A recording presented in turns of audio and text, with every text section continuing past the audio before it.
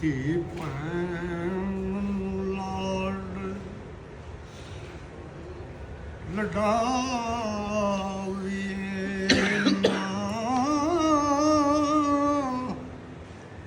ਯਾਰ ਚੋਰ ਦਾ ਨਾ ਵਸਾ ਕਰੀਏ।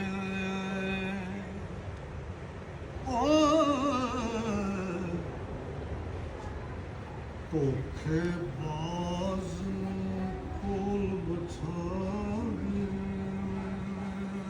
ਨਾ, ਉਹ ਵੀਰ ਹੋਣ ਤੇ ਵੈਰ ਵਿਆਜ਼ ਲਏ, ਉਹਨੇ ਤੇ ਸੁੱਤੀਆਂ ਕਲਾਂ ਜੁਗਾਵੀਏ ਨਾ।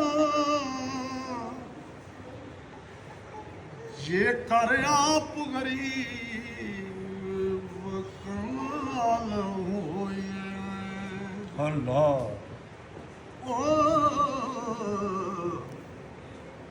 ਪੱਗ ਬਾਦਸ਼ਾਹ ਨਾਲ ਵਟਾਵੇ ਨਾ,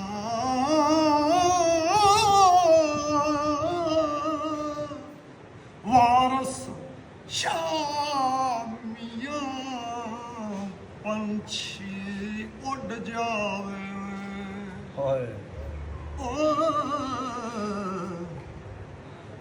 ਖਾਲੀ ਪਿੰਜਰੇ ਘਰੇ ਟਕਾਵੇ